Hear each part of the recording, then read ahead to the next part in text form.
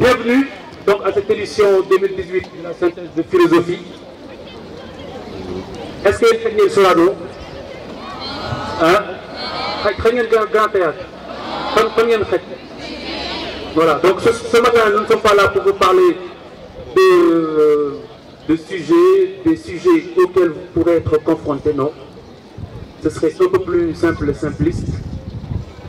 Nous sommes là pour vous donner la méthodologie, pour faire une démarche panoramique et vous aider sur le comportement à tenir et la méthodologie à appliquer afin de réussir. Mais tout d'abord, nous allons accueillir l'homme qui nous a offert cette belle place, l'administrateur de cet édifice, que je vous demande de remercier avec moi en l'applaudissant. Il s'agit de M. Racine Senghor.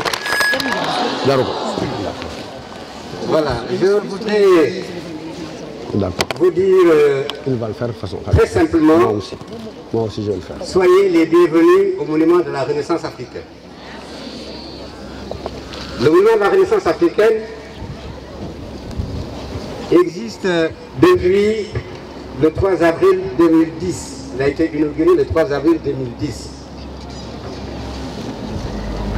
Sa vocation, c'est c'est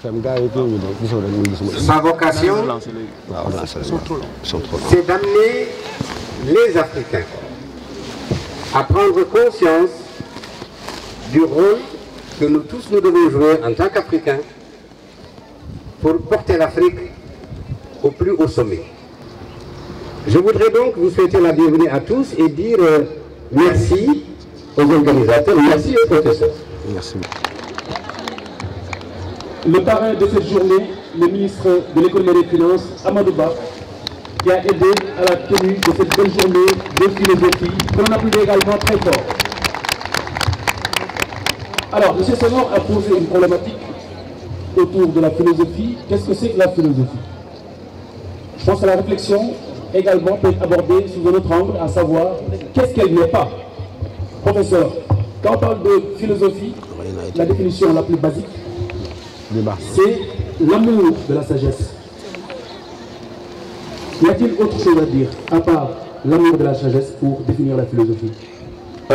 Y a-t-il autre chose à dire, Khalifa? Je ne sais pas trop. Parce que de toute façon, j'étais persuadé que même cette rencontre, à la limite, elle était saugrenue. Mais parce qu'il semblerait que tout ait été déjà dit, aussi bien en ce qui concerne la philosophie, du point de vue de ce qu'elle est et du point de vue de ce qu'elle n'est pas. Mais jusqu'à ce que je rencontre justement, je crois que c'était hier nuit, en cherchant quelques documents, un poète qui s'appelle Lautréamont, qui dit que, ma foi, il y a toujours de la place pour dire, parce que Lautréamont dit très précisément, je le cite, rien n'a été dit depuis plus de 7000 ans qu'il existe des hommes et qui pensent, et que nous sommes venus très tôt. Et lorsque ce poète-là disait, rien n'a été dit depuis qu'il existe plus de 7000 ans qu'il y ait des hommes qui pensent et que nous sommes venus trop tôt, donc ça veut dire très clairement que Khalifa, nous ne sommes pas venus dire. Parce que venir dire serait avoir la prétention de remplir un vase. Or, je crois qu'il connaît bien ce sage-là qui disait, enseigner ce n'est pas remplir un vase, mais c'est simplement allumer un feu.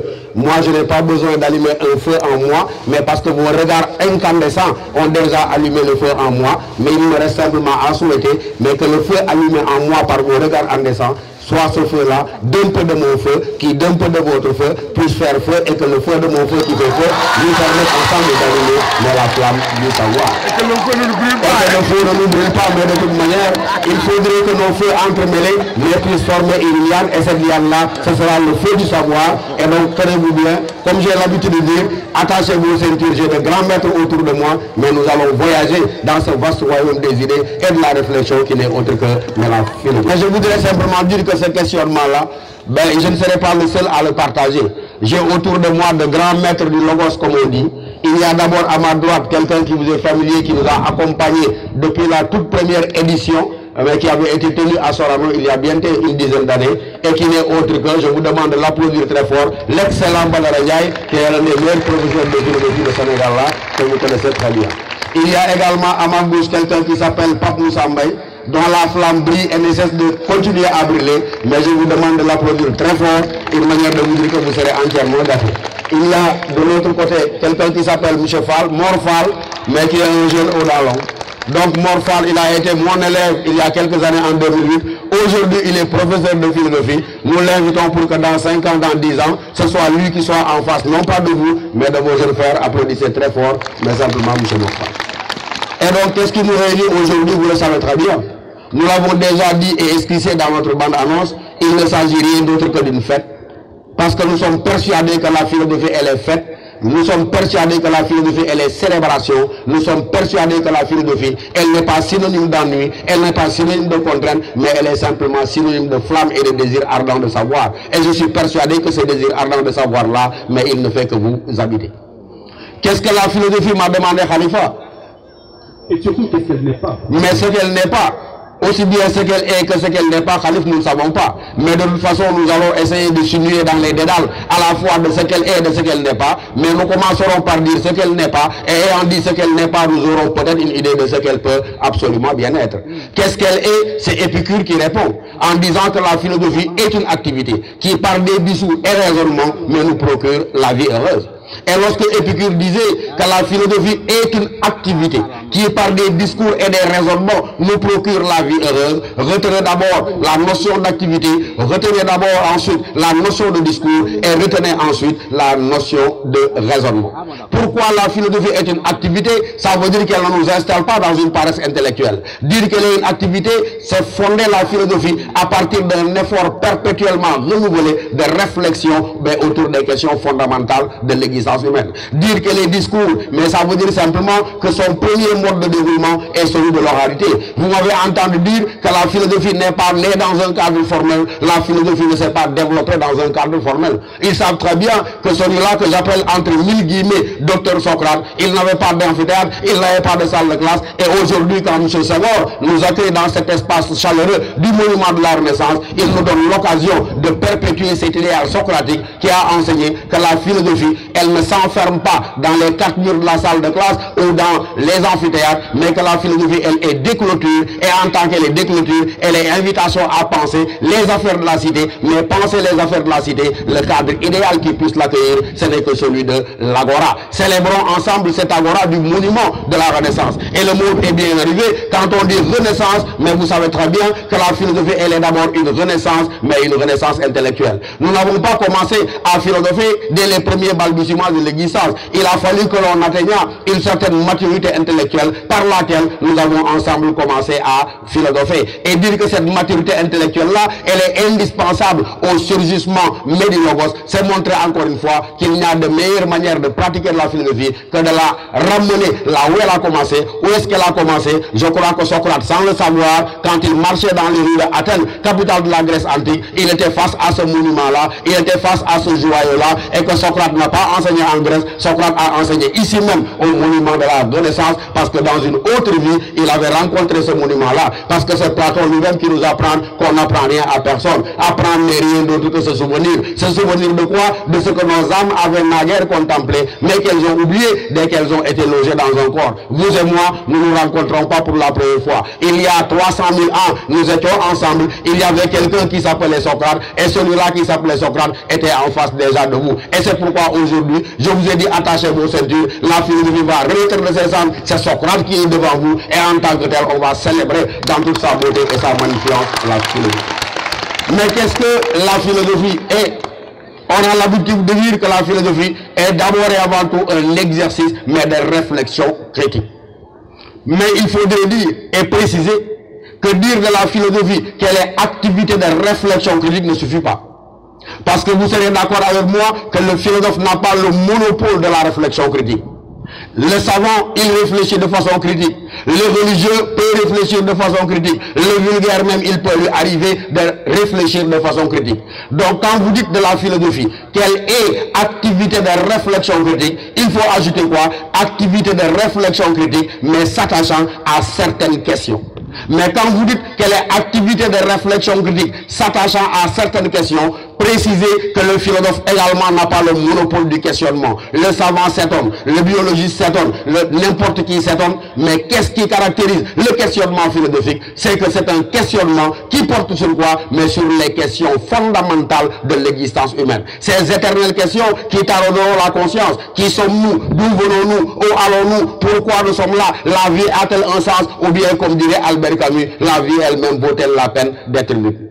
Et donc dire de la philosophie, pour ramasser et compléter mon esquisse de caractérisation, que la philosophie dans son essence, elle est une activité de réflexion critique, s'attachant aux questions fondamentales de l'existence humaine. Nous devons préciser que là encore, elle n'en a pas le monopole, parce que ces questions-là que je viens d'agiter, elles ne sont pas l'apanage de la philosophie. Qui sommes-nous? D'où venons-nous? Où allons-nous? Pourquoi nous sommes là? Vous savez très bien que la religion y répond. Donc il faut préciser que la particularité de ce questionnement philosophique autour des questions essentielles et fondamentales de l'existence humaine a la particularité, contrairement à la religion, dont les réponses sont de l'ordre du dogmatique. Pourquoi elles sont de l'ordre du dogmatique? Parce que ces réponses-là, elles n'ont pas une origine humaine, elles ont une origine divine. Et en tant que telles, elles fonctionnent d'un point de vue absolu. Or, en philosophie, vous le savez très bien, les réponses auxquelles on parvient dans ce questionnement attaché aux questions fondamentales de l'existence humaine sont des questions sans réponse, ou bien on va dire simplement que la question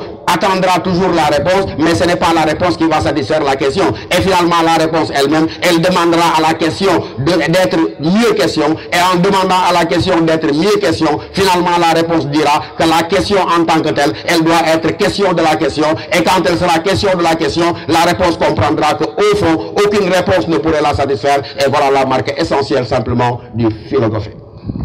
Et donc, de ce point de vue-là, lorsque nous aurons dit qu'elle est réflexion critique, nous aurons montré la nette ligne de fracture, mais qui sépare l'activité de celui-là qui est philosophe et de celui-là qui n'est pas philosophe, et que dans notre jargon de terminal, nous appelons simplement l'homme du sens commun. Je n'ai pas besoin de vous faire la leçon, vous le savez, on ne fait que vous la rappeler. La ligne de fracture entre le philosophe et celui-là que nous appelons l'homme du sens commun, mais c'est que ce dernier, il est complètement emprisonné dans le cercle des évidences établies. Et que ce dernier-là, ce qui lui manque fondamentalement, ce n'est pas la raison, ce serait absurde, mais ce qui lui manque, c'est qu'il ne procède presque jamais à un usage critique de cette propre raison. Cette raison-là, elle est piégée par la familiarité qu'elle entretient avec le monde. Cette raison de l'homme du sens commun, il lui manque l'indépendance intellectuelle, parce qu'un tel homme ne s'élève jamais au niveau de la capacité à penser par lui et à penser pour lui. Qu'est-ce qui le caractérise? Un oui. Le oui de soumission, le oui d'acceptation, le oui d'adhésion pleine et entière aux vérités établies par la société. Qu'est-ce qui caractérise le philosophe? Exactement le contraire. Nous avons tous dit que si la philosophie devait recevoir trois piliers, ces trois piliers essentiels de la philosophie ne seraient que le doute, ne seraient que l'étonnement, mais ne seraient que le questionnement. Et dire de la philosophie que ces trois piliers essentiels seraient simplement le doute, l'étonnement et le questionnement, mais vous savez très bien que dans les trois cas, dans le doute, comme dans l'étonnement, comme dans le questionnement, qu'est-ce que se manifeste? Un aveu d'ignorance.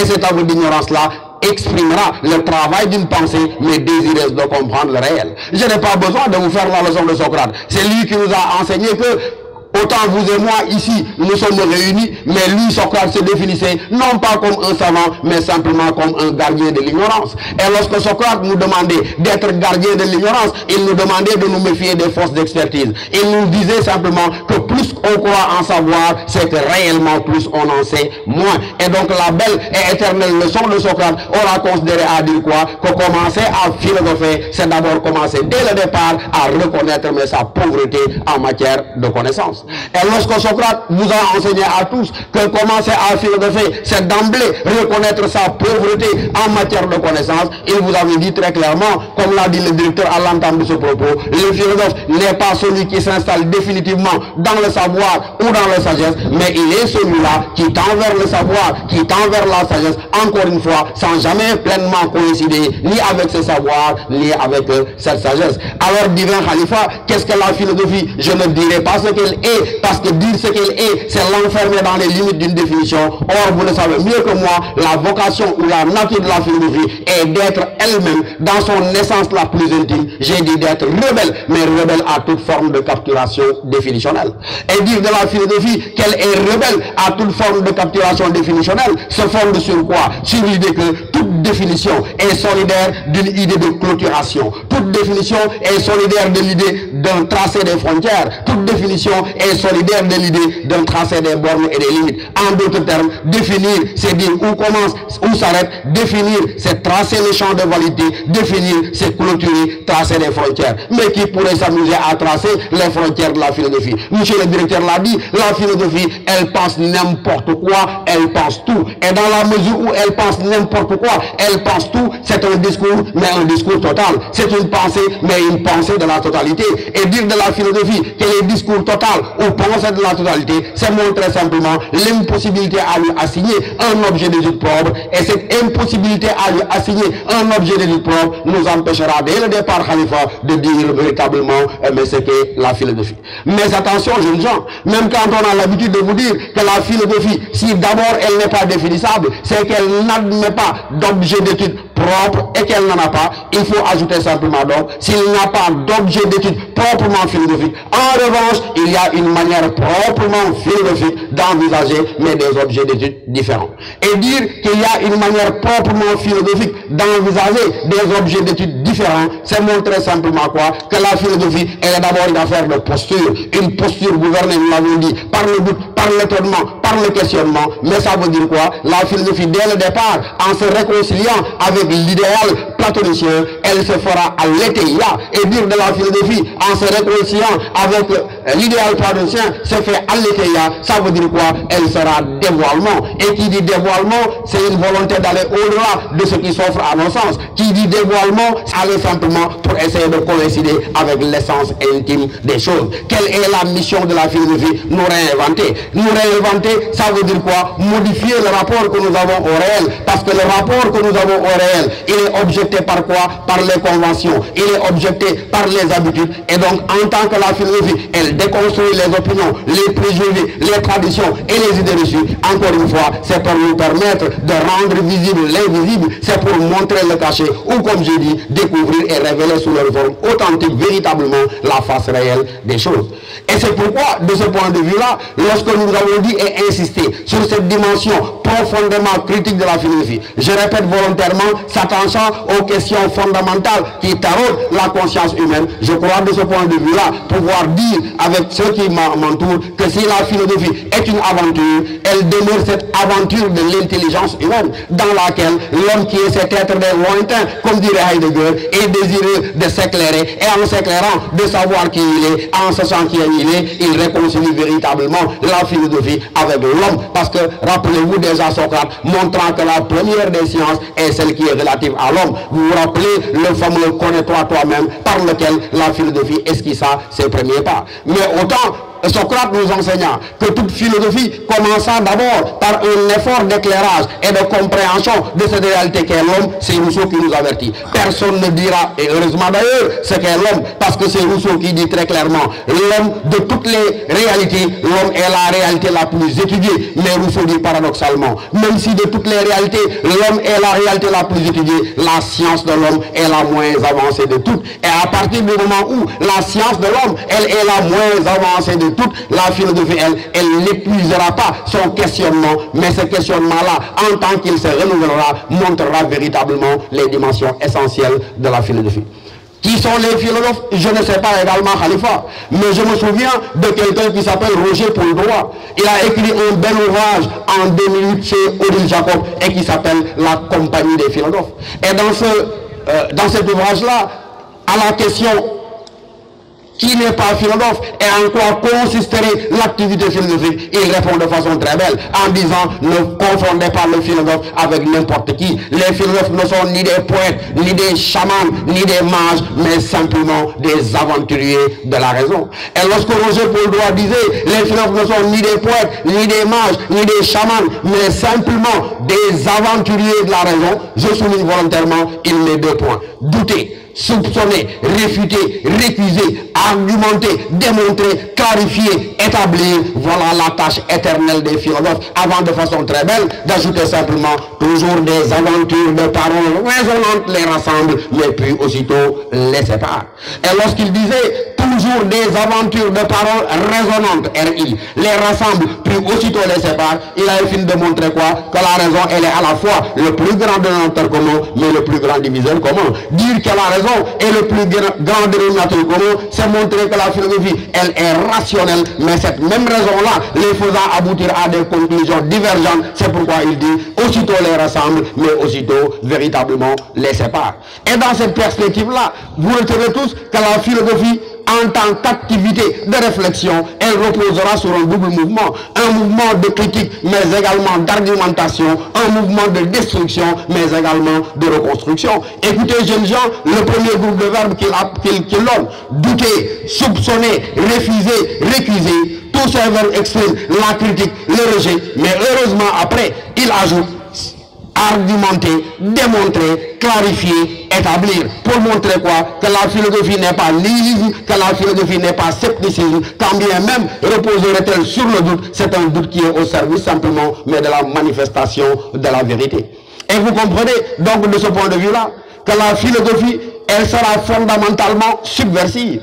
Et dire de la philosophie qu'elle est fondamentalement subversive, c'est une manière de montrer qu'elle passera son temps à renverser l'ordre établi. Et quand elle passera son temps à renverser l'ordre établi, vous savez la conséquence, elle va s'installer dans des rapports de conflit avec toutes les institutions, avec toutes les autorités. Bref, elle va s'installer dans les rapports de conflit, mais avec tout ce qui n'est pas elle. Et en disant tout ce qui n'est pas elle, c'est une manière de montrer simplement que la philosophie en tant que telle, lorsqu'elle n'est pas savoir, lorsqu'elle n'est pas accumulation de connaissances, elle sera simplement un exercice de la raison. Et dans la mesure où la philosophie doit dès le départ divorcer et renoncer à toute prétention encyclopédique, à partir du moment où la philosophie elle-même, elle commence par faire vœu de pauvreté en matière de connaissances, elle va avoir un privilège. Quel est le privilège qu'elle va avoir et que ne peut revendiquer aucune des autres disciplines? C'est que si elle n'est pas savoir et les réflexions, ça lui donne la possibilité, la philosophie, d'interroger l'ensemble des savoirs humains disponibles, d'interroger tout ce que nous savons, tout ce que nous croyons savoir, mais pour être fidèle à l'organisation de votre programme, elle interrogera de ce point de vue la science, elle interrogera de ce point de vue la religion, elle interrogera de ce point de vue le mythe, elle interrogera même de ce point de vue là la magie. Je ne dirai rien, mais je donnerai la parole à un autre grand maître du Logos avant de l'apprendre plus tard, qui nous dira quel rapport y a-t-il entre la philosophie et la religion d'abord, vénérable Badou, ensuite quel rapport y aurait-il entre la philosophie et le mythe, et enfin quel rapport y aurait-il entre la philosophie, mais véritablement, et la science. Quel rapport elle entretient avec la religion Badou, je ne sais pas, mais je sais que d'habitude, on présente les rapports entre philosophie et religion, mais sous un angle purement conflictuel. Et tous, vous savez, quelle est l'origine de ce conflit-là? Il y a un texte que tous mes collègues ont l'habitude de pratiquer, je crois que c'est celui de Martien Towa, qui nous disait, si je tendais le micro, vous le chantiez par cœur, du moins je l'espère, c'est Martien Towa qui commence par dire quoi, répétez après moi, la philosophie entre en conflit avec la religion du fait que celle-ci se veut l'autorité absolue, tant dans le domaine de la vérité que dans celui de la pratique. Et pourquoi il dit l'autorité absolue, tant dans le domaine de la vérité que dans celui de la pratique? Ça veut dire quoi? La prétention majeure de la religion et par laquelle elle s'oppose à la philosophie, c'est que la religion, elle prétend détenir le monopole de la vérité. Elle prétend dire à l'homme donc où est la vérité et comment l'homme devrait-il vivre. Et à partir du moment où la religion a la prétention de dire à l'homme, c'est moi religion qui t'enseigne où est la vérité, c'est moi religion mais qui te dit comment tu dois vivre, la philosophie ne peut l'accepter parce qu'elle considère simplement que l'homme en tant qu'il est doué de raison serait capable de découvrir par lui-même la vérité. Or vous savez qu'en religion la vérité elle est extérieure à l'homme, elle nous parvient mais sur le mode de la révélation par les envois de Dieu et par les prophètes. Je n'ai pas besoin de vous dire qu'en philosophie, au contraire, la vérité n'est pas de l'ordre de la révélation, mais elle est de l'ordre de la conquête rationnelle. Mais pourquoi aurait-on besoin que vous et moi, on nous transmette de l'extérieur des vérités? Martien Towa répond en disant que parce que dans la religion, on conçoit l'esprit humain comme borné. Et en tant que l'esprit humain est borné, il y a donc des vérités essentielles pour l'homme que sa raison infirme serait incapable de découvrir. venir et que bien que ces vérités-là lui soient révélées de façon surnaturelle ou mystérieuse. Mais vous le savez très bien, en philosophie, quel est le principe fondamental? C'est lorsque Torah conclut lui-même en disant, je le cite, en philosophie, la pensée ne doit rien admettre comme vrai qui n'ait été saisi comme tel par la raison. Et lorsqu'il dit en philosophie, la pensée ne doit rien admettre comme vrai qui n'ait été saisi comme tel par la pensée, c'est une manière de montrer qu'en philosophie, la raison est la seule instance de validité, elle est la seule instance de légitimation. Et considérer qu'en philosophie, la raison est la seule instance de validité, le seul critère de légitimation, mais c'est montrer simplement que très souvent, la religion, en tant qu'elle a pour principe directeur la foi, la philosophie, elle aurait pour principe directeur la raison. Or, vous le savez, la foi, elle est synonyme de quoi? Mais de soumission, de vénération, d'adhésion inconditionnelle et émotionnelle et sentimentale à des vérités déjà absolues. Or, la philosophie, elle n'admettra ni adoration, ni vénération, ni soumission, parce que si son principe directeur, c'est la raison, elle est synonyme de réflexion, de critique, de contestation et de remise en question. Et c'est pourquoi, vous le savez, l'opposition supposée entre la philosophie et la religion, elle prend très souvent les allures d'une opposition, mais entre l'ordre de la foi et l'ordre de la raison. Et je tendrai le micro au divin Badou pour qu'il nous dise quel rapport y a-t-il entre véritablement la foi et la raison. Foi et raison sont-elles incompatibles? Foi et raison sont-elles rigoureusement inconciliables? L'histoire de la philosophie propose des réponses contradictoires. Et donc, M. Khalifa, demandez à Badou de nous dire qu'est-ce que la religion, quel rapport y aurait-il, mais entre la foi et la raison. Alors la question, merci Khalifa, je ne sais pas quoi rajouter d'après ce que vient de dire mon professeur et ami Songué, et je crois qu'il a abordé tous les problèmes relatifs au domaine 1 qui s'intitule la réflexion philosophique. Vous savez, tout à l'heure, mon ami Pamoussa Mbaye va revenir sur la méthodologie. Le domaine 1 soulève plusieurs problèmes. Il a abordé avec nous le problème des origines de la philosophie. Il vous a parlé du doute, il vous a parlé de l'étonnement. Il a abordé avec vous aussi le problème de la nature de l'activité philosophique, notamment la question qu'avait posée Khalifa. Qu'est-ce que philosopher? Qu'est-ce qui n'est pas philosopher? Mon ami a abordé avec vous le problème des spécificités de la philosophie. Autrement dit, ce qui distingue la philosophie de la religion, ce qui distingue la philosophie de la science, ce qui distingue la philosophie de l'art. Il a finalement terminé par aborder avec vous le problème de l'utilité de la philosophie. Vous savez, quand on vous pose un problème au sujet, le sujet pose un problème. Et j'ai l'habitude de dire, Moussa va y revenir, que c'est dans l'identification du problème posé que réside la principale difficulté de la dissertation. Il a abordé le problème de l'utilité de la philosophie. Je vous raconte une anecdote. Dans une œuvre au programme, l'apologie de Socrate, écrit par Platon. Au cours du procès, vous savez, les juges n'étaient pas partis pour condamner Socrate. Parce que Socrate était devenu, c'est vrai, gênant. Les gens fuyaient Socrate. À un moment donné, ceux qui se prétendaient être des savants n'osaient pas rencontrer Socrate. On voyait Socrate de l'autre bout de la rue, vous changez de route. Parce que croiser Socrate, c'était courir le risque d'être tourné en ridicule. Et donc il a été calomnié et condamné, accusé. Et au cours du procès, les juges lui ont dit, écoutez, Socrate, nous ne voulons plus croire à Lycos, ni Lycon, ni Mélétos. Promettez-nous simplement une chose, et nous allons vous acquitter. Promettez-nous que tu vas arrêter d'importuner les gens. C'est de philosopher. Et on vous laisse la vie sauve. Sinon, vous serez condamné. Parce que ces accusateurs avaient demandé la peine de mort. Et vous connaissez tous la réponse de Socrate. Socrate qui regarde les juges et qui leur dit, je ne cesserai jamais de philosopher, même si je dois 1000 fois m'exposer à la mort. Cela veut dire tout simplement que la philosophie ou philosopher, c'est l'une des plus nobles tâches de l'humanité.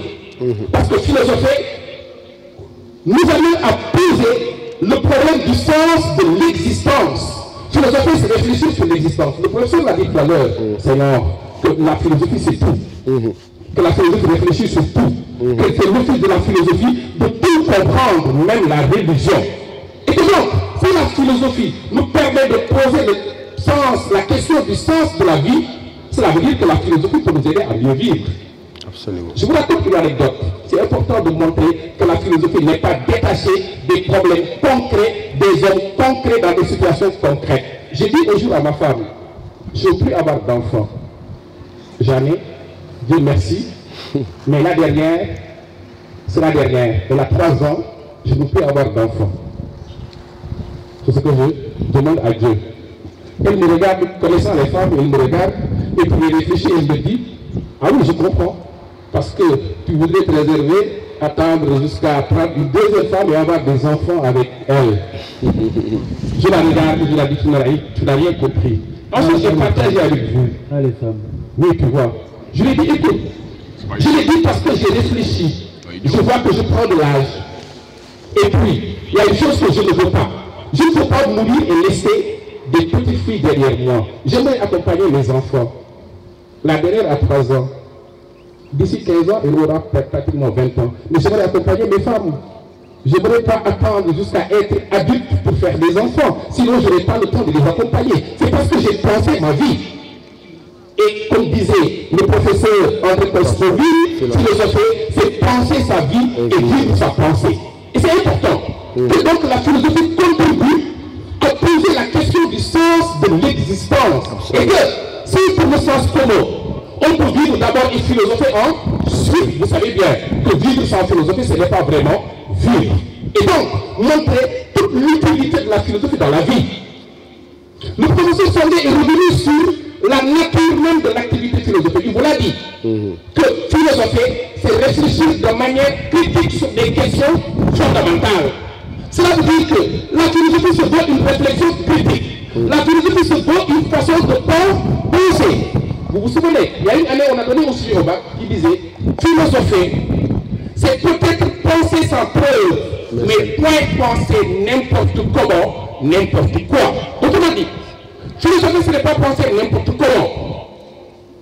Il ne s'agit pas de penser pour philosopher. Parce que si la philosophie est une façon de penser, néanmoins, toute pensée n'est pas philosophique. La philosophie se veut une pensée singulière, il vous l'a dit. La philosophie se veut une pensée rationnelle. La philosophie se veut une pensée personnelle. La philosophie se veut une pensée critique. Mais la philosophie aussi se veut une pensée libre. Absolument. Et vous savez, il reviendra là-dessus, sur ce qu'on appelle les critères même de la philosophie. Il vous a parlé de l'étonnement comme critère de la philosophie. C'est Platon, c'est Socrate qui dit que s'étonner, la philosophie n'a pas d'autre origine. Il vous a parlé du doute, parce qu'il n'y a pas de philosophie sans doute.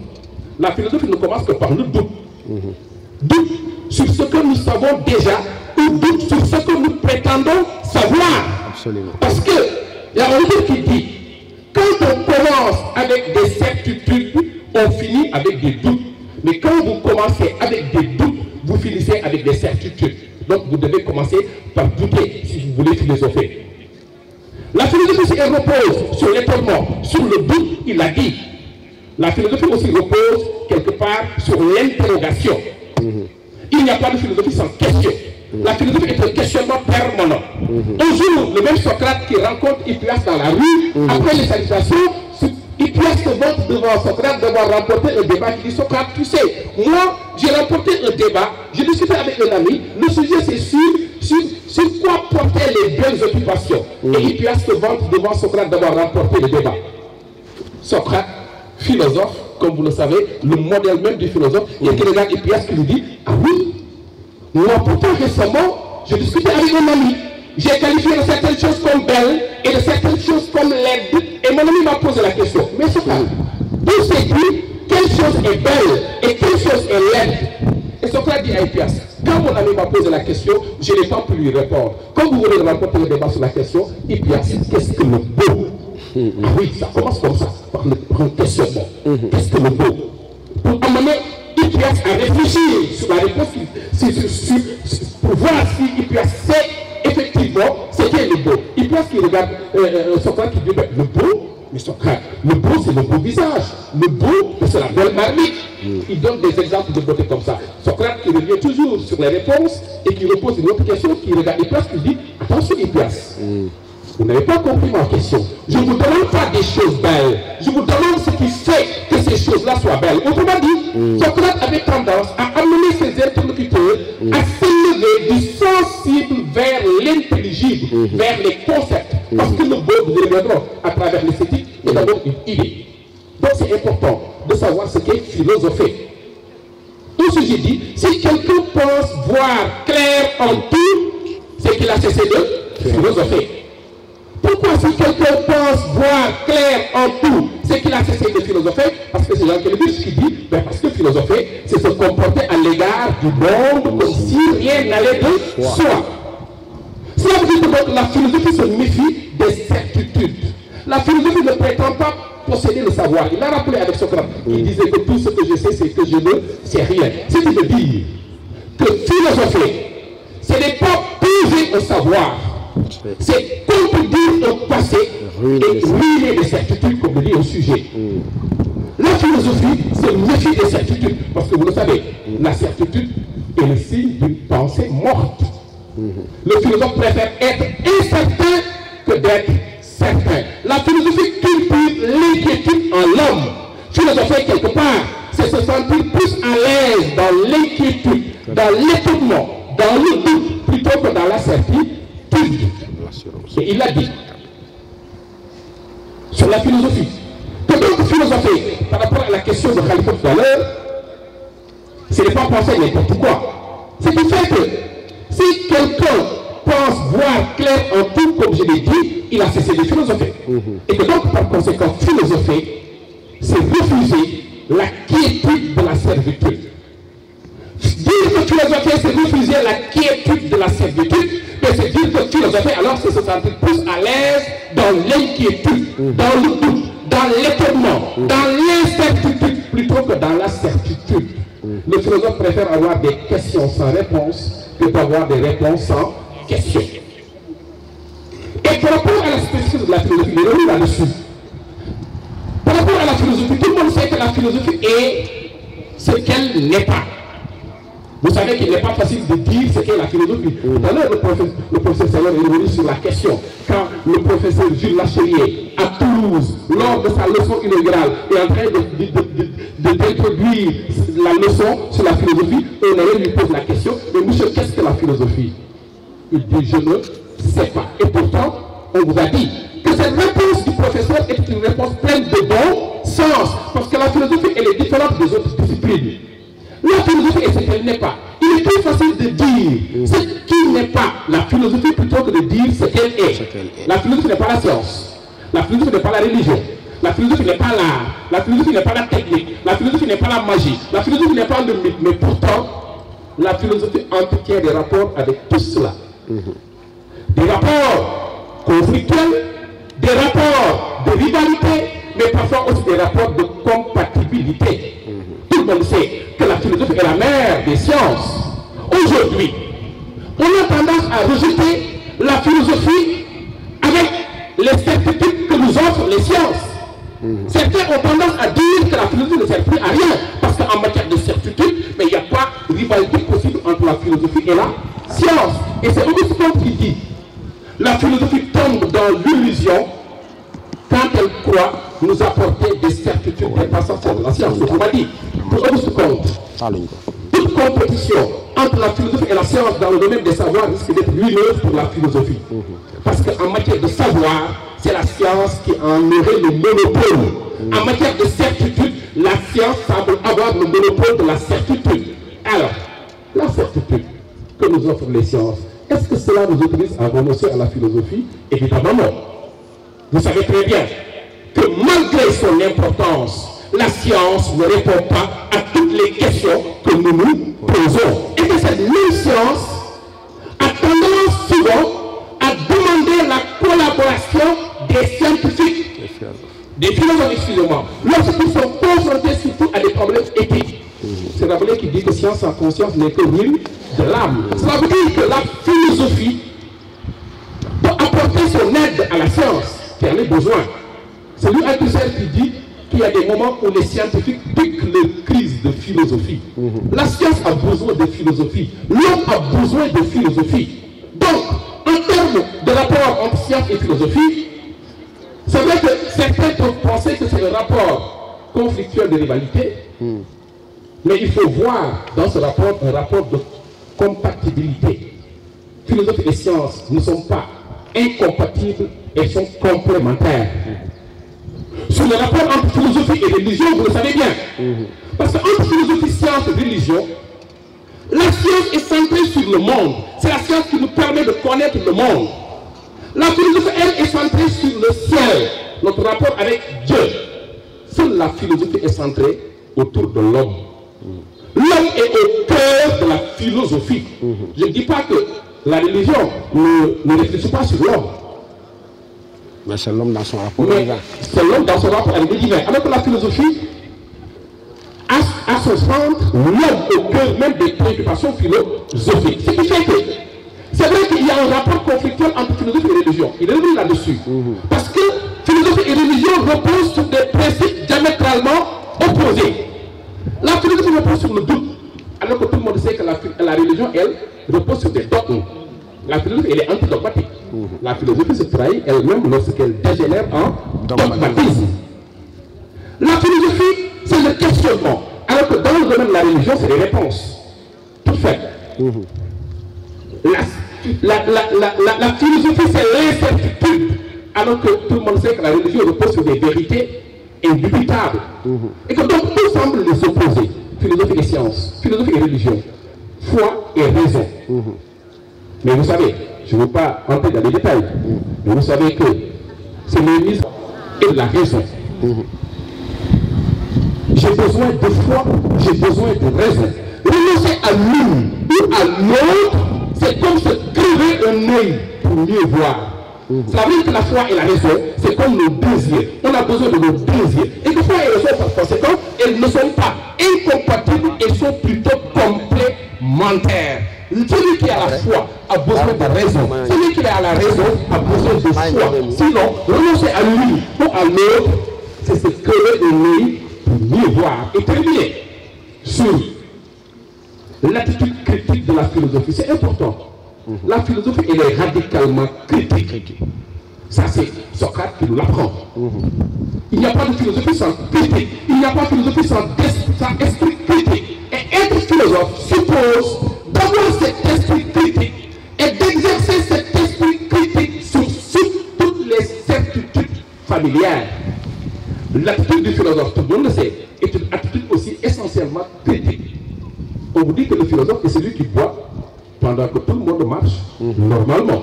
On vous a dit que le philosophe est celui qui dit non au moment où tout le monde adhère. On vous a dit que le sens commun croit aux idées d'autrui, le philosophe ne croit qu'à ses idées. Et on vous a dit finalement que le philosophe s'oppose au sens commun, que le philosophe s'oppose à l'homme du sens commun.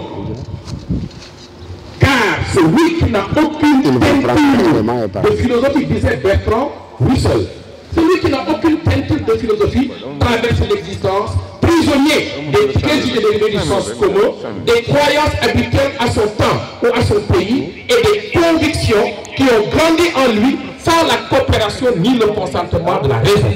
Et donc, tout à l'heure, le professeur Mbaye va y revenir, je laisse la parole, mais une première chose, une exigence méthodologique, quand vous serez devant le sujet, essayez d'abord d'identifier le problème posé. Parce que j'ai l'habitude de dire, pour terminer, qu'un problème bien posé est à moitié résolu. Je vous remercie. Ce qui nous fait nous poser la question de savoir quel est le sens de la philosophie sans l'homme, mais qu'est-ce que l'homme également sans la vie sociale. Ce qui nous amène au deuxième domaine, parce que je rappelle que cette synthèse s'articule autour de 4 domaines, mais nous gardons le suspense pour l'instant. Et la question est la suivante, du coup, professeur Elhadji Diouf, l'homme est-il un animal solitaire?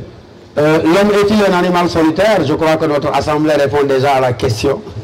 Une manière de dire que l'homme ne peut se définir, Khalifa, mais que dans sa coexistence originaire avec son semblable. L'homme a la particularité d'être le seul élément de la création, mais qui a besoin d'être éduqué. Et dire avec Emmanuel Kant que l'homme est de toutes les créatures la seule qui doit être éduquée, mais il est clair qu'il ne peut recevoir les jalons de cette éducation, mais que dans et à travers l'ambiance sociale et culturelle. Donc l'homme est-il un loup solitaire? Non, Khalifa, il est éminemment un être social. Et dire de l'homme qu'il est par essence un être social, c'est montrer, comme nous l'avons suffisamment répété, que l'homme ne peut se définir, l'homme ne peut s'éduquer, l'homme ne peut s'affirmer, l'homme ne peut s'humaniser, exprimer et développer ses potentialités, mais que dans et par le biais de la société. Combien de fois vous nous avez entendu dire, en nous amusant un peu, mais que la société, elle est entre guillemets l'usine de fabrique de l'humanité. Et dire de la société qu'elle est l'usine de fabrique de l'humanité, c'est montrer que c'est ce chose-là, pour l'essentiel, qui fait de moi ce que je suis. Et reconnaître que la société est pour l'essentiel ce qui fait de l'homme un être pleinement humain, c'est une manière de montrer que c'est dans la société, par l'éducation, l'assimilation et l'intériorisation des normes et règles de la vie sociale, que l'homme trace la ligne de démarcation entre lui et l'animal, s'élève au-dessus de la nature, mais pour atteindre la dimension pleinement humaine de son existence. Et dire que l'homme n'atteint la dimension véritablement et pleinement humaine de son existence que dans l'ambiance sociale, c'est reconnaître encore une fois, comme le disait Aristote, mais que l'homme est par définition un animal politique. Et dire que l'homme est par définition un animal politique, c'est reconnaître que la société qui détermine l'individu, elle conditionne mes manières de penser, mes manières de sentir, mes manières d'agir.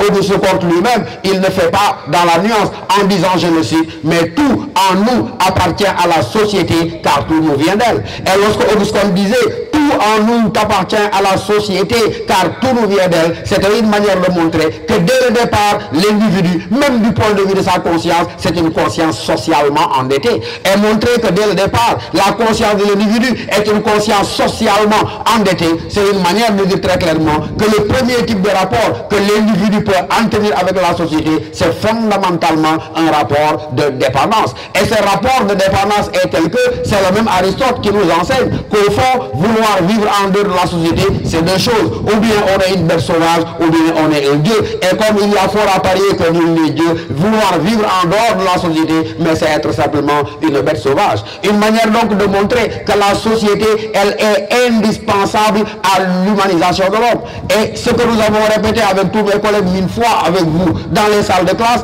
à savoir que la société est fondamentalement ce qui nous définit, mais vous savez également qu'on ne peut pas parler de société sans normes, parce que ce sont les normes qui tracent la ligne de démarcation entre le permis et l'interdit, entre le normal et le pathologique. Et ces normes-là, justement, elles installent les individus, mais des attitudes contradictoires. Parmi les différentes attitudes, la première est sans doute la plus souhaitable, parce qu'elle est garante de la paix et de la cohésion sociale, c'est simplement le conformisme. Le conformisme, comme son nom l'indique, qui se définit par une attitude de strict respect, d'obéissance simplement à la norme établie. Mais vous savez très bien que nous ne passons pas, vous et moi, notre temps à être conformes aux normes. Très souvent, nous transgressons les normes de la société. Et quand nous les transgressons, nous nous inscrivons dans le registre de ce qu'on appelle simplement la déviance. Qu'est-ce qu'un déviant?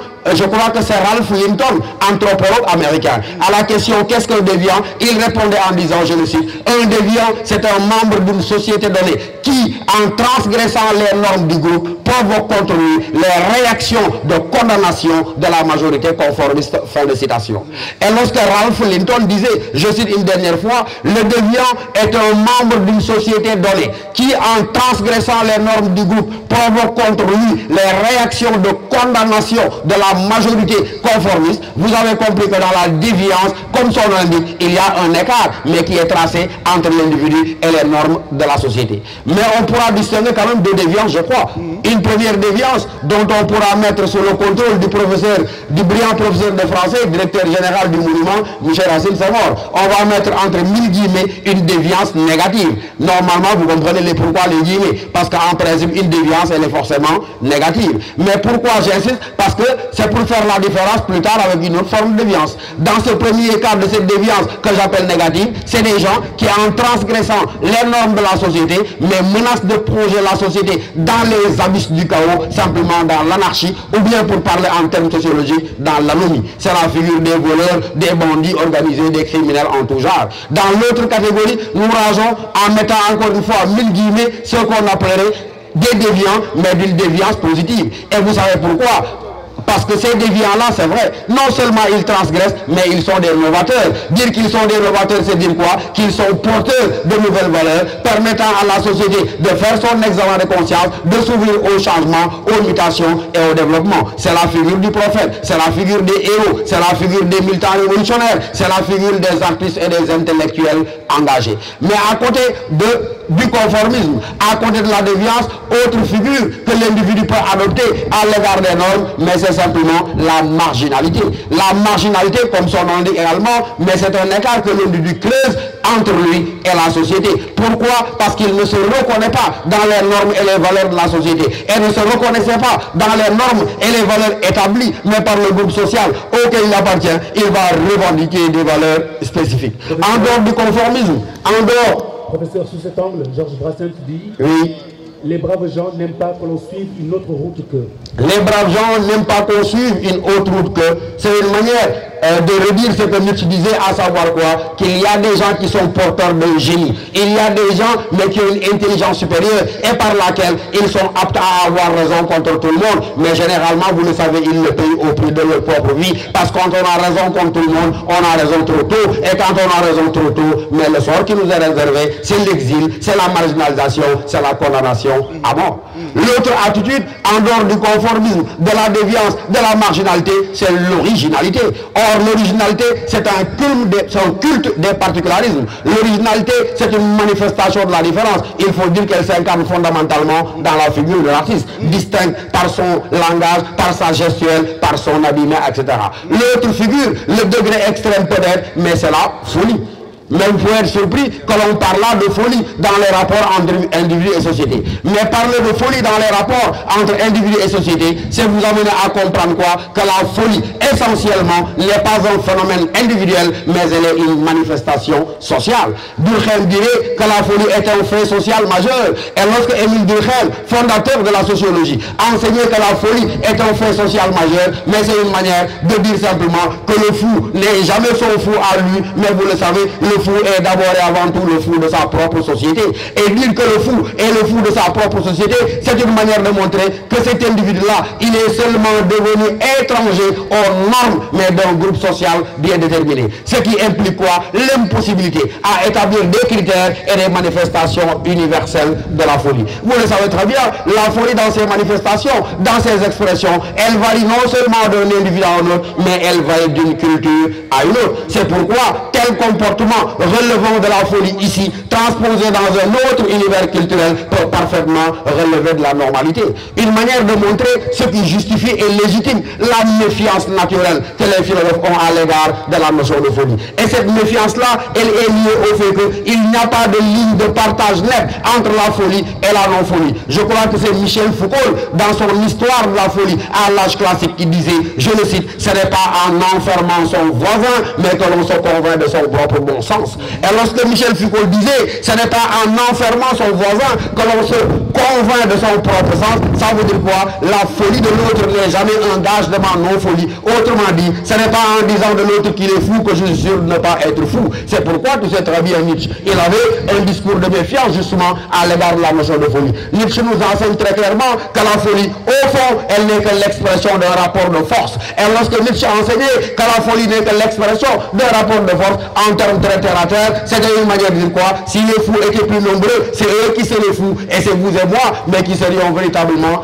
c'est eux qui seraient normaux, et c'est vous et moi qui serions les fous. Une manière de dire quoi? C'est de manière arbitraire que vous et moi, nous décidons que nous sommes normaux, et que tout ce qui n'est pas nous, mais véritablement est fou. Or, Nietzsche nous dit attention, le fou, il est souvent dépositaire d'un savoir fatal. Le fou, il est dépositaire d'un excès de savoir. Ça veut dire quoi? C'est quelque chose d'essentiel, relatif à à l'homme relative au monde, on ne peut avoir mais que l'apparence simplement d'un fou. Ça veut dire quoi? La folie n'est qu'un déguisement pour masquer un génie, mais pour masquer encore une fois une intelligence supérieure. Mais rappelle-toi Pascal, l'ennemi intime de Descartes, là où Descartes chantait le triomphe de la raison, là où Descartes nous enseigne à tous, vous connaissez par cœur la première phrase du discours de la méthode. Le bon sens, c'est-à-dire la raison, est la chose du monde la mieux partagée. Qu'est-ce que lui disait au fond Pascal? Mais Descartes n'a rien compris. Si les hommes ne se gouvernaient que par leur raison, notre monde ne serait pas en délire tel qu'il est. Ça veut donc dire quoi? Ce n'est pas la raison, mais c'est la folie qui mène le monde. Et Pascal dit, vive la folie. Pourquoi vive la folie?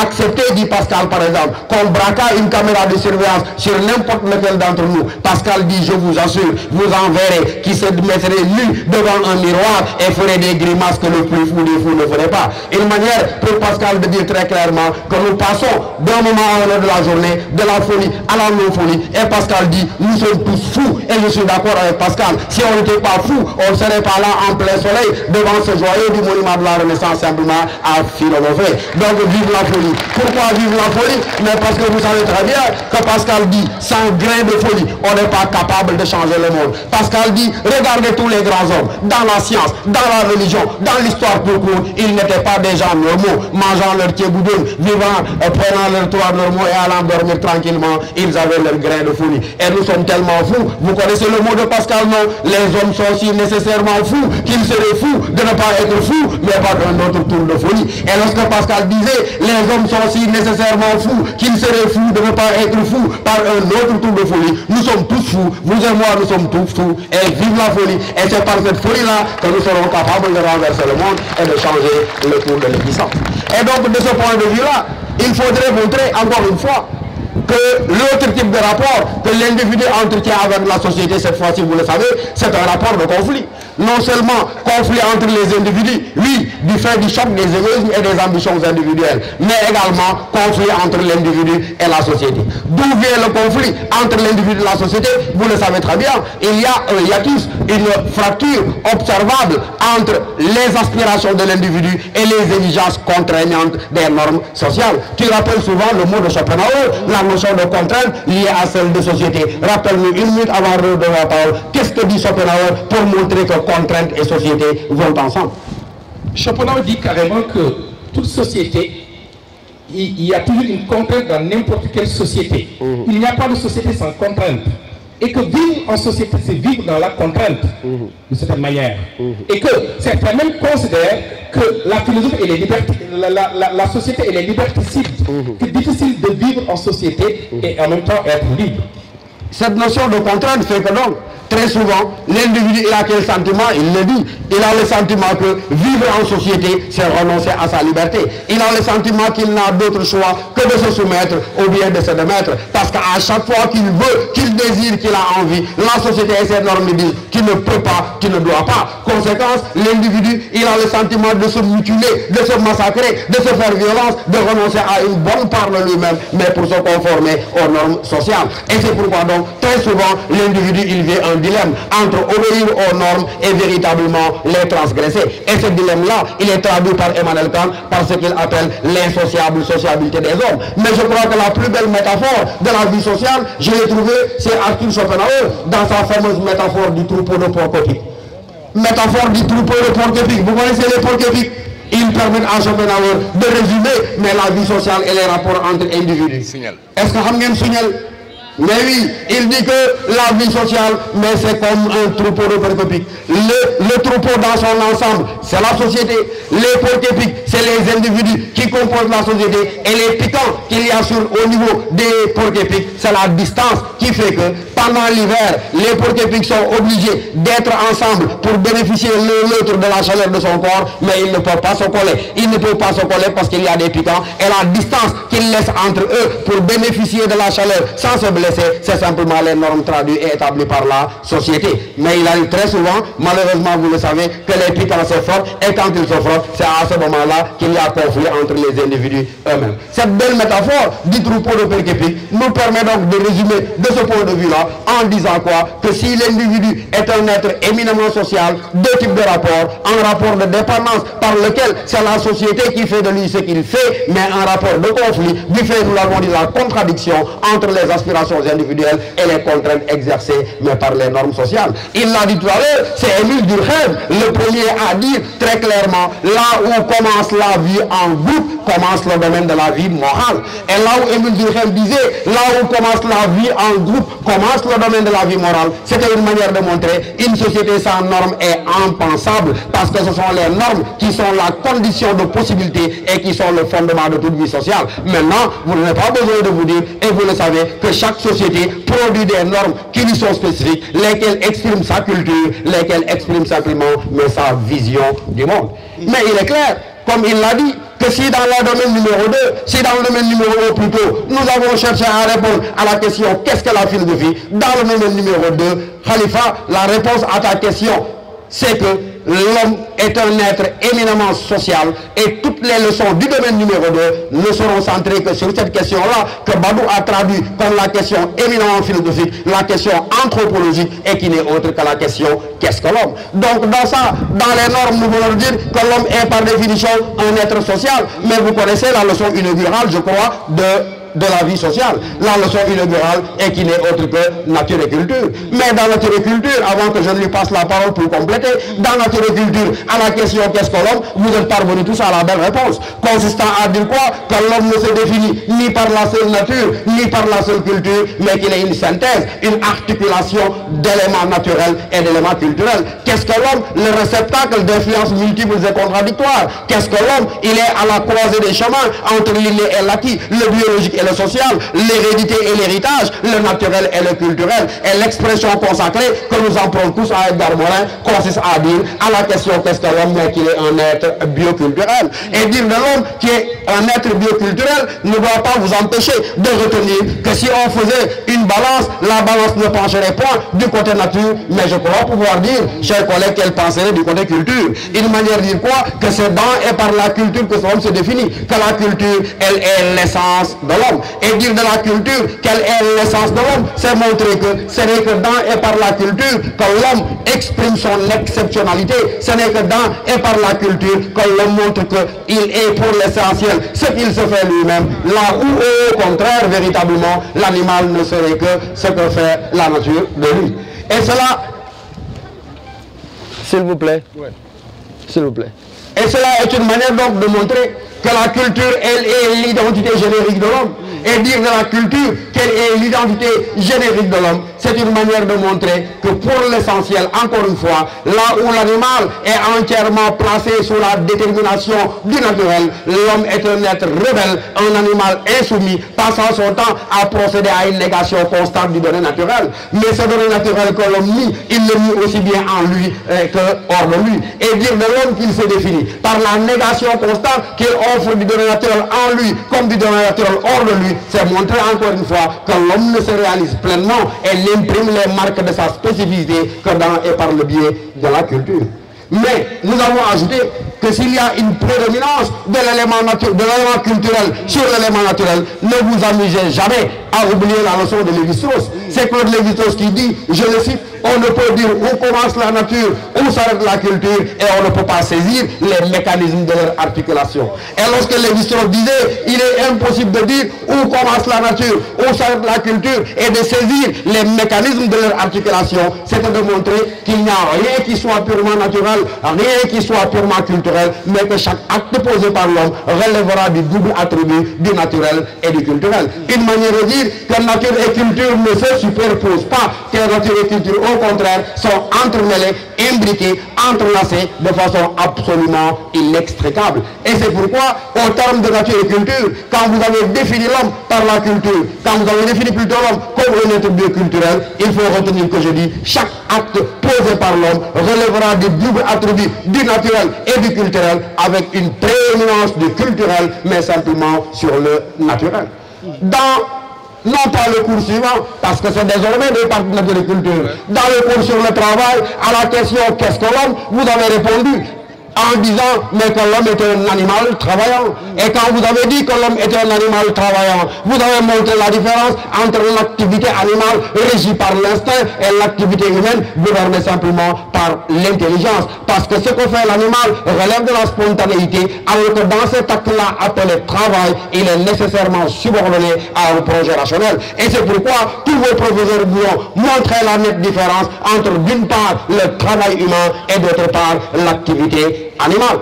Dans le cours suivant, sur le langage, à la même question qu'est-ce que l'homme, après avoir dit dans la culture être bioculturel, après avoir dit dans le langage, dans le travail, animal travaillant, dans le cours sur le langage, à la même question qu'est-ce que l'homme, vous avez répondu en disant c'est un zoologicon.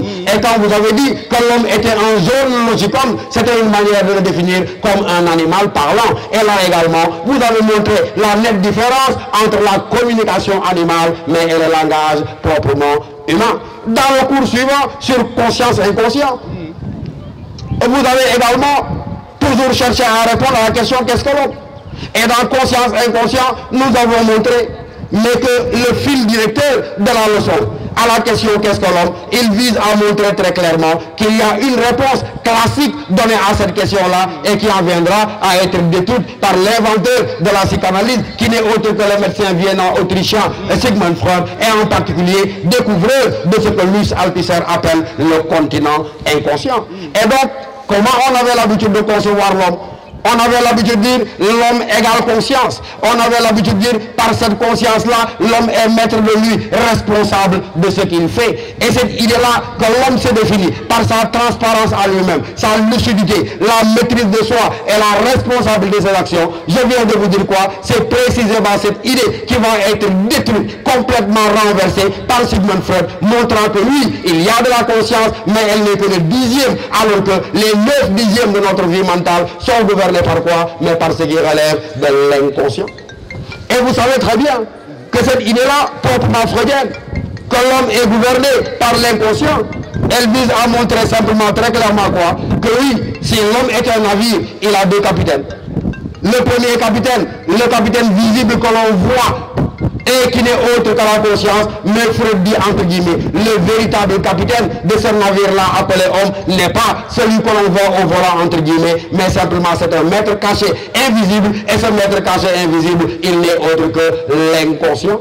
Freud est en train de dire clairement que l'homme n'est plus totalement lucide et maître de lui. Il est en train de dire que l'homme n'est plus pleinement l'homme. Et c'est pourquoi le freudisme a reçu beaucoup de critiques. Vous connaissez celles qui sont les plus célèbres. Par exemple, celle de Alain. Alain disant, je le cite, le freudisme est l'art d'inventer en chacun de nous un animal redoutable. Et lorsque Alain disait, le freudisme est l'art d'inventer en chacun de nous un animal redoutable, c'est une manière de dire à Freud, attention, quand tu exagères l'importance de l'inconscient, qui réduit l'homme simplement à l'animalité, quelqu'un qui est placé sous le joug de ses instincts, de ses pulsions et de ses désirs. L'autre critique, c'est celle qui me vient à l'esprit, c'est celle de Jean-Paul Sartre, montrant que même ce qu'on refoule est encore conscient, et que la mauvaise conscience, enfin, excusez-moi, et que l'inconscient, dit Sartre, relève de la mauvaise foi. Ça veut dire quoi? Que la notion d'inconscient, elle a pour conséquence fâcheuse de déresponsabiliser l'homme. Or, pour Sartre, l'homme est pleinement et éminemment libre, que ce qui définit l'homme, c'est non seulement sa liberté, mais sa liberté excessive, illimitée, sans borne.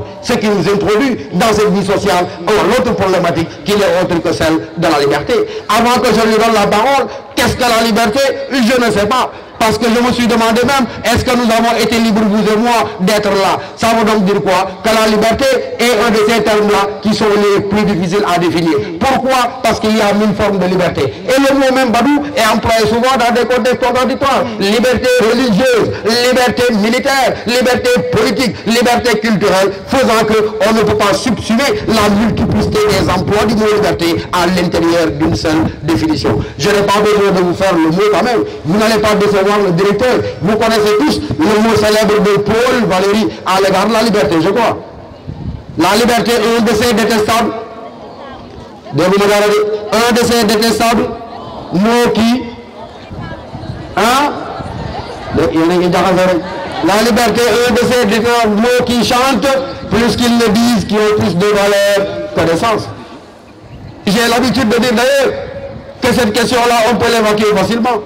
Une manière de montrer qu'il n'y a même pas au fond de liberté absolue pour l'homme. Vous êtes d'accord avec moi? C'est Spinoza qui nous enseigne quoi? Mais que seul Dieu est libre. Pourquoi seul Dieu est libre? Vous le savez? Parce que Dieu est cause incausée. Et là où Dieu est cause incausée, l'homme est cause causée. Dieu est nature naturelle. Et là où Dieu est nature naturelle, l'homme est nature naturelle. Et en tant que nature naturelle dépendant d'une nature naturelle qui est Dieu, l'homme ne peut revendiquer aucune liberté. Mais seul Dieu véritablement pourra revendiquer de la liberté.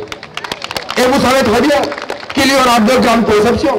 La première, qu'on trouve chez les théoriciens du libre arbitre, considérant que l'homme a la capacité de s'autogouverner, ça veut dire d'agir selon sa seule conscience en l'absence de toute contrainte extérieure. Alors que la deuxième, la même conception, vous la trouvez également mais dans l'existence adolescente. Pourquoi chez Sartre, l'homme est libre de façon absolue? C'est une conséquence de son délaissement originel. Dès le départ, l'homme vit dans un monde sans Dieu. Et Sartre dit, quand l'homme vit dans un monde sans Dieu, il dit, je le cite, l'homme doit inventer l'homme. Et dire que l'homme doit inventer l'homme, ça veut dire quoi? L'homme devient à lui-même son propre Dieu. Et devenant à lui-même son propre Dieu, il doit porter sur ses épaules l'entière liberté, l'entière responsabilité de son existence. Pourquoi l'homme n'est pas définissable? Sartre dit, c'est parce qu'au départ, l'homme n'est rien, il ne sera qu'ensuite et il ne sera que ce qu'il aura lui-même choisi d'être. Dans la perspective maintenant des théoriciens du déterminisme, ils vont mettre un peu d'eau dans le bissap en vous disant que cette liberté absolue elle est chimérique, illusoire. Pourquoi? Parce que c'est feindre d'ignorer que l'homme est le réceptacle d'un ensemble de pressions, de contraintes, de déterminisme, faisant que oui, il est libre, mais d'une liberté jamais illimitée, jamais excessive, une liberté bornée, restreinte véritablement, mais qu'il n'est jamais pleinement libre. Dans la société, liberté restreinte par les normes. Dans l'État, liberté restreinte par les lois. Mais même son corps lui dicte sa loi. Même le milieu physique extérieur lui dicte sa loi, au point que l'homme est libre, mais une liberté bornée, encadrée, restreinte, jamais absolue, mais jamais illimitée. Et c'est pourquoi, de ce point de vue-là, c'est pourquoi, de ce point de vue-là, cette notion de liberté, elle nous permet de montrer que s'il y a un domaine où précisément la liberté humaine, me semble-t-il, s'exprime le mieux, c'est véritablement dans le domaine de la création artistique. Et c'est pourquoi je crois qu'il y a une question qui brûle les lèvres de Khalifa en parlant de la création artistique. Et je lui tends le micro pour que tu poses sa question, mais que tu puisses véritablement y répondre. Mais parce que c'est la fonction de la philosophie de réfléchir sur tout. Et que l'art est une dimension de notre existence. Si la philosophie réfléchit sur l'existence, elle ne peut s'empêcher de réfléchir sur quelque chose d'essentiel dans la vie de l'homme. Vous savez, la beauté a une bonne place dans notre vie. Mais la question qui se pose d'abord, c'est qu'est-ce que le beau? C'est un problème philosophique. Je vous raconte une anecdote. Je vais vous raconter des anecdotes. Des gens ont réuni un ensemble de toiles, parfois très vieilles, toiles, c'est-à-dire des tableaux parfois très vieux, une vingtaine, et ils sont venus voir le maître de la peinture, Pablo Picasso. Et les gens lui ont dit, maître, on aimerait que tu identifies les tableaux que vous avez peints de votre propre main. Les tableaux étaient anciens. On a eu un ensemble de tableaux.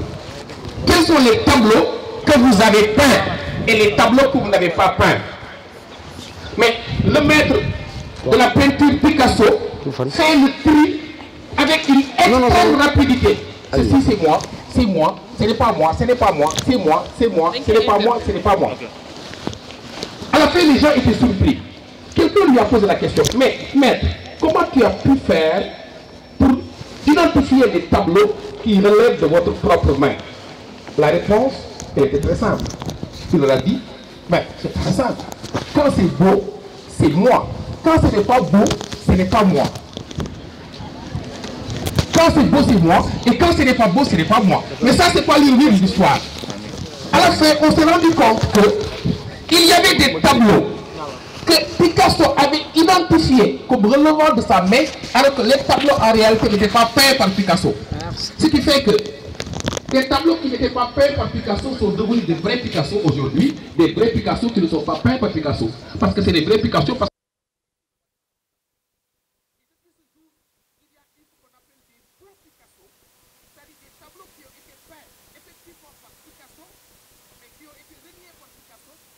considérés depuis ce jour comme étant des faux Picasso. C'est dire tout simplement que la question de la beauté est une question philosophique. Mais attention, comme tout à l'heure, à travers la réflexion philosophique, dans le domaine de l'art, il y a des problèmes qui sont posés.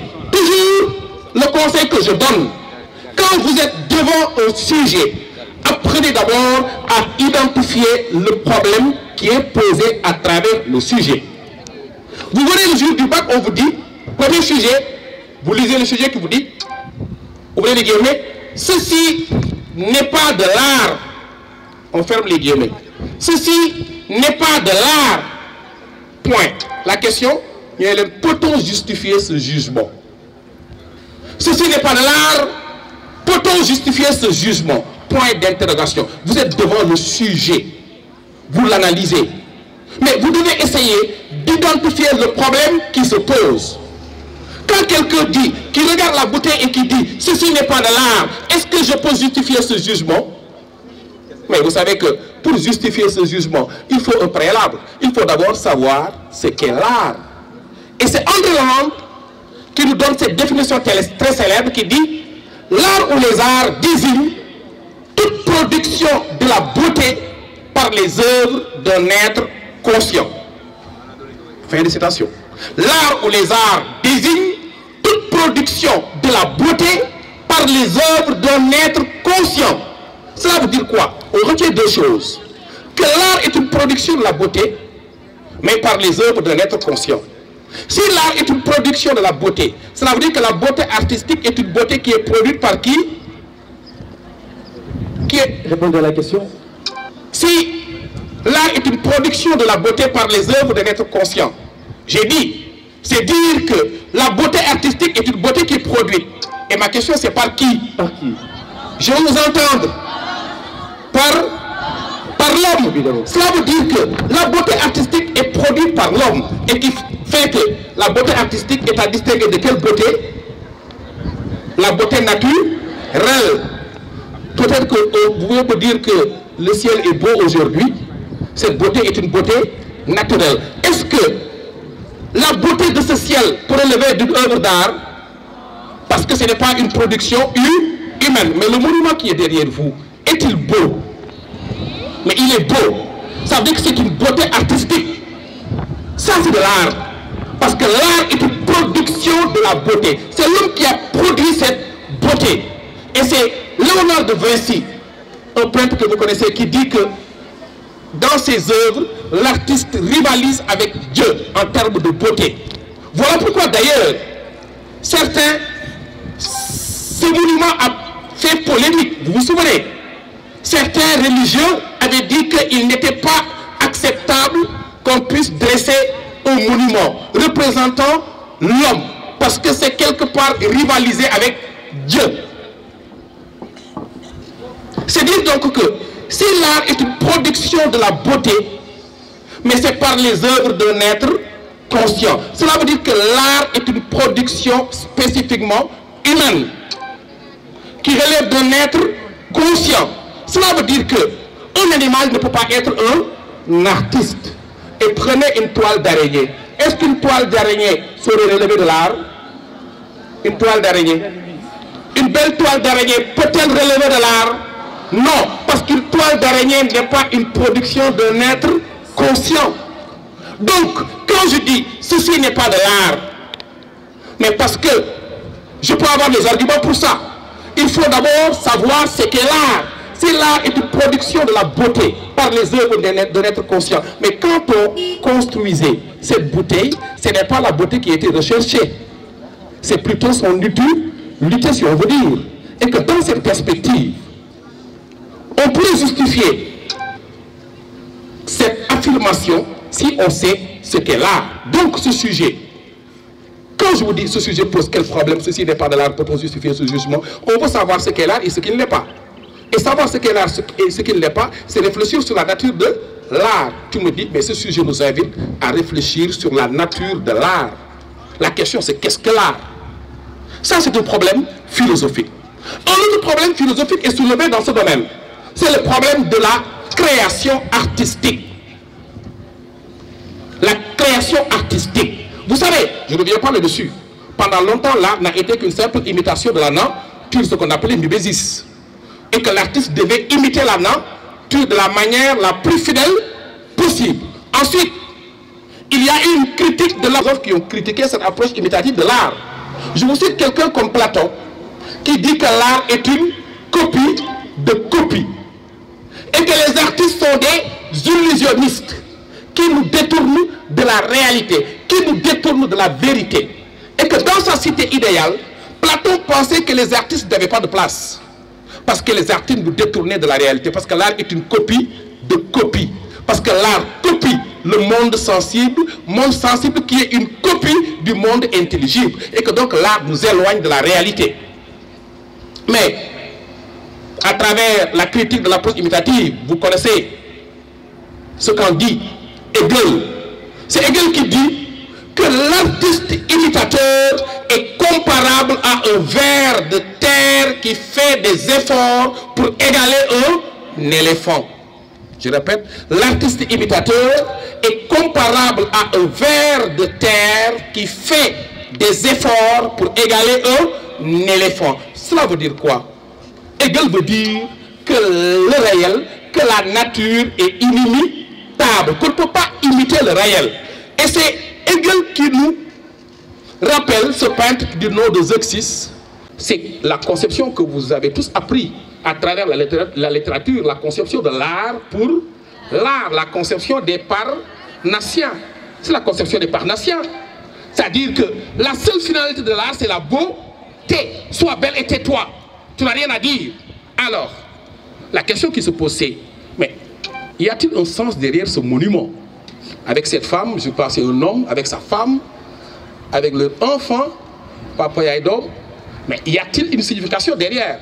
Si on l'appelle monument de la Renaissance, mais la Renaissance, c'est une signification qu'on donne à ce monument. La Renaissance quoi? La Renaissance africaine. Cela veut dire que, d'une certaine manière, une œuvre d'art peut avoir un sens. Une œuvre d'art peut servir à quelque chose, transmettre un message, d'une certaine manière. Et là, en matière de fonction de l'art, je vous renvoie à l'art africain, à l'art nègre, tout le monde le sait, que l'art africain est un art multifonctionnel. Je ne reviens pas sur les différentes fonctions de l'art, fonction pédagogique, fonction esthétique, fonction sociale, etc., etc. Pour dire tout simplement que si vous avez un sujet sur l'art, il est important, comme je l'ai dit depuis ce matin, d'identifier le problème qui est posé.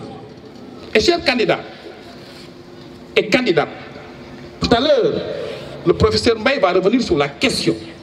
Vous avez encore 2 semaines. S'il y a un conseil que je vous donne, c'est, si vous n'avez jamais commenté, d'apprendre la méthodologie du commentaire, c'est important. Ne partez jamais au bac. Ne partez jamais au bac en disant que je vais aller commenter. M. Mbaye va y revenir tout à l'heure, où je vais aller disserter. Ça, c'est un mauvais calcul.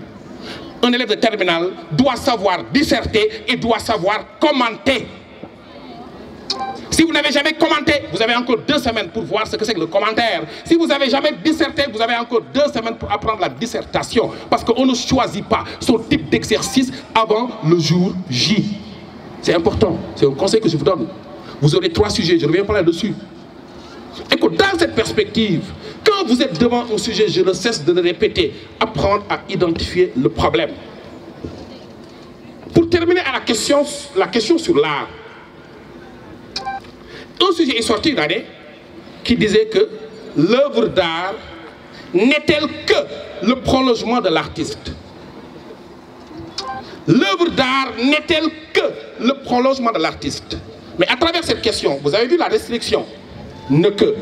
Est-ce que l'œuvre d'art n'est que le prolongement de l'artiste? Mais le sujet dit que l'œuvre d'art prolonge l'artiste. Autrement dit, à travers l'œuvre d'art, l'artiste exprime sa subjectivité. Madame, à travers l'œuvre d'art, il est possible de cerner la personnalité de l'artiste. On peut cerner la personnalité de l'artiste à travers ses œuvres. Vous prenez les œuvres d'un artiste, vous dites, il a telle personnalité parce qu'il se dévoile, il se révèle à travers ses œuvres. Vous prenez, sur le domaine de la musique, les œuvres de Abdou Guité Seck, par exemple, tout de suite, tu écoutes ses œuvres, tu dis que mais il a un rapport étroit avec les enfants. C'est un thème qui revient sur ses chansons. Maam sama dom bu jigéen, wala sama taw bu góor, wala xale bi, ça revient toujours. Ce qui fait qu'il a un rapport étroit, essentiel avec les enfants. Mais parce que ça se traduit à travers ses œuvres, d'une certaine manière.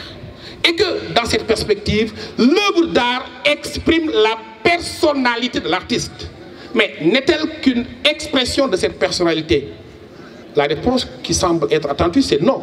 C'est-à-dire qu'il est vrai que l'œuvre d'art prolonge l'artiste, mais tout le monde sait que l'œuvre d'art aussi prolonge la société. À travers l'œuvre d'art, il est possible de voir les problèmes qui se posent dans la société. Parce que l'artiste, vous le savez bien, c'est un homme qui vit dans une société, qui appartient à une classe, qui appartient à une époque. Et ses œuvres reflètent les problèmes de sa société. Pour dire tout simplement que l'œuvre d'art n'est pas que le prolongement de l'artiste. Et faire une transition directement avant de passer la parole sur un dernier domaine, c'est l'épistémologie. Vous savez, vous aurez 3 sujets. Apparemment, en tout cas ça se passe souvent comme ça, vous aurez 3 sujets et chaque sujet va porter sur un domaine, sur les 3. En principe, c'est souvent comme ça. L'épistémologie est le 4e domaine que nous allons aborder. Oui. Et on constate que comme l'on oppose la religion à la philosophie, de la même façon, on oppose également la philosophie à la science. Oui.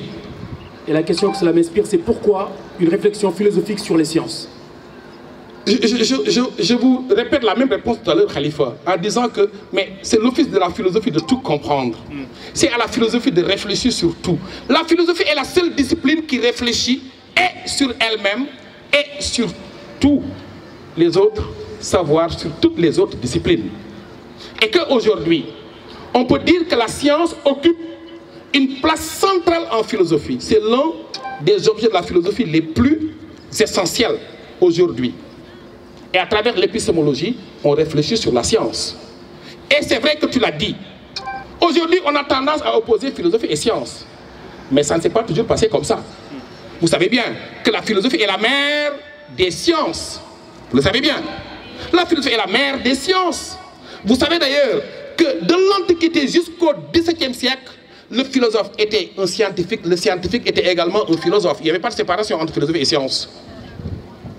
Vous connaissez l'école de Platon, la première école de philosophie fondée par un philosophe? L'école de Platon, l'Académie, il avait écrit devant la porte de l'Académie que nul n'entre ici s'il n'est géomètre. Et jusqu'au XIe siècle, il n'y avait pas encore de séparation entre philosophie et science. Et jusqu'au XIe siècle, je prends un philosophe comme Descartes. Mais Descartes disait que la philosophie est comme un grand arbre dont les racines sont la métaphysique. C'était quoi le tronc de l'arbre philosophique? C'est la physique. Et les branches qui sortaient de l'arbre, ce sont les autres sciences, représentées principalement par 3 disciplines. La médecine, la mécanique et la morale. Pour dire que jusqu'à chez Descartes, il n'y avait pas encore de séparation entre philosophie et science. C'est à partir du XIe siècle que les sciences particulières vont se démarquer de la philosophie. La physique va naître au XIe siècle. Au XVIIe siècle, la chimie naît et se sépare de la philosophie. Au XIXe siècle, une science comme la biologie naît et se démarque de la philosophie. Et la philosophie espérait que toutes ces disciplines pouvaient naître, mais l'homme restait son objet à lui. Et voilà qu'à partir du XXe siècle, les sciences humaines commencent aussi à se détacher de la philosophie. Que ce soit la physique, la biologie, la chimie, les sciences humaines sont des filles de la philosophie. Et c'est le professeur Bachir Diagne, Souleymane Bachir Diagne, qui disait cette belle phrase que on aura toujours besoin de sa mère, même quand celle-ci a atteint la ménopause. Autrement dit, Aujourd'hui, les sciences particulières ont besoin de philosophie, je vous l'ai dit tout à l'heure. Et que dans cette perspective, tout le monde sait que la philosophie en tant que telle n'est pas incompatible avec la science. Tout à l'heure, j'ai parlé de rapport de compatibilité entre la philosophie et la science. Et que si la science est née au XVIIe siècle, mais ça veut dire que les premiers hommes n'étaient pas des scientifiques, comme les premiers hommes n'étaient pas des philosophes. La science, l'attitude scientifique est apparue tardivement pour plusieurs raisons. Et que l'esprit scientifique est apparu plus tard pour plusieurs raisons. C'est à partir du XVIe siècle qu'on a commencé à parler de sciences modernes. Et aujourd'hui, avec l'avènement des sciences, certains ont pensé que la philosophie n'a plus sa raison d'être, que la philosophie n'a aucune utilité. Mais parce que tout simplement, mais c'est la science qui nous donne le savoir et c'est la technique qui donne à l'homme le pouvoir. Alors que la philosophie n'est ni le savoir, ni le pouvoir. Alors qu'est-ce que ça sert la philosophie? Et comme vous le savez, même si la philosophie n'est pas un savoir, même si la philosophie n'est pas un savoir ni un pouvoir, tout le monde sait que la philosophie elle est essentielle dans la vie. La philosophie donne à l'homme ce qu'on appelle la sagesse. J'ai besoin de savoir, c'est vrai. J'ai besoin de pouvoir, c'est vrai. Mais j'ai besoin de sagesse. J'ai besoin de moraliser la science. La philosophie apporte la dose éthique qui manque à la science. Ce sont les scientifiques eux-mêmes qui tirent sur la sonnette d'alarme. Vous savez, le savant Einstein disait l'évolution de la technique, la technologie aujourd'hui, le cœur même de notre civilisation, dit-il, est devenu une hache entre les mains d'un criminel. Cela veut dire qu'il se pose aujourd'hui ce que j'appelle les enjeux éthiques de la technoscience. C'est Rabelais, le savant, qui nous l'a rappelé depuis très longtemps, que science sans conscience n'est que ruine de l'âme. Et qu'aujourd'hui, la science a fait de nous, disait Jean Rostand, des dieux, avant que nous méritions d'être des hommes. Cela veut dire que l'homme aujourd'hui, dit Bergson, a besoin d'un supplément d'âme. Nous avons besoin d'un supplément d'âme pour pouvoir contrôler, empêcher les dérives de la technoscience. Parce que si on n'y prend pas garde, ce progrès scientifique et technique risque de se retourner contre nous. C'est la raison pour laquelle il est installé ce qu'on appelle des comités d'éthique. Comités d'éthique qui essayent de fixer des limites à la science. Parce que comme je cesse de le répéter, science sans conscience n'est que ruine de l'âme.